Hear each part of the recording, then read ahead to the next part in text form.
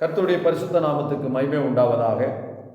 இந்த நாளிலே தேவன் நமக்கு கொடுக்கிற அவருடைய வார்த்தை யோவேல் புஸ்தகம் 1வது அதிகாரம் 14வது வசனத்திலே பரிசுத்த உபாச நாளை நியமங்கள் என்கிற வார்த்தையை தேவன் நமக்கு தருகிறார்.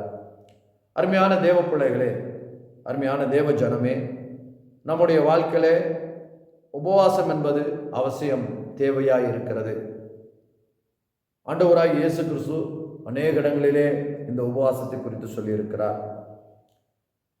நாம் பார்க்கிறோம், நம்முடைய வாழ்க்கையிலே பரிசுத்த உபவாச நாளை நியமிக்க வேண்டும். இந்த வகை ஜாதி பிசாசு உபவாசத்தினாலும் ஜபத்தினாலும் அன்றி வேறொன்று நாளும் போகாது என்று சொல்லி, உபவாசம் என்று சொன்னால் நம்முடைய ஆகாரங்களை ஒதுக்கி வைத்து நாம் கர்த்தருடைய பாதத்திலே அமர்ந்திருப்பது தான் உபவாசம்.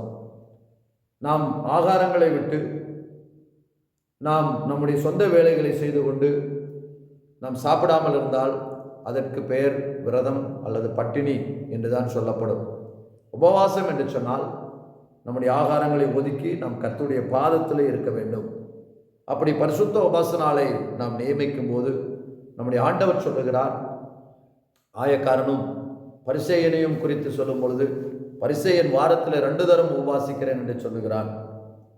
ஆனால் பார்த்தோம் என்று சொன்னால் அவனுடைய நீதியை விட நம்முடைய நீதி அதிகமாக இருக்க வேண்டும் என்று ஆண்டவர் சொல்லுகிறார். அதனாலே வாரத்தில் ஒரு 3 தடவையாவது நாம் உபவாசித்து ஜெபிக்கும் போது நம்முடைய வாழ்க்கையிலே கர்த்தர் பெரிய காரியங்களை செய்வார். அதனாலே நிச்சயமாக பரிசுத்த உபவாச நாளை நியமித்து ஜெபித்தால் உங்களுடைய வாழ்க்கையில மேன்மையான காரியங்களை நடக்கும் என்று கர்த்தர் இந்த நாளில் உங்களுக்கு சொல்லுகிறார். கர்த்தர் உங்களை ஆசீர்வதிப்பாராக. ஆமென்.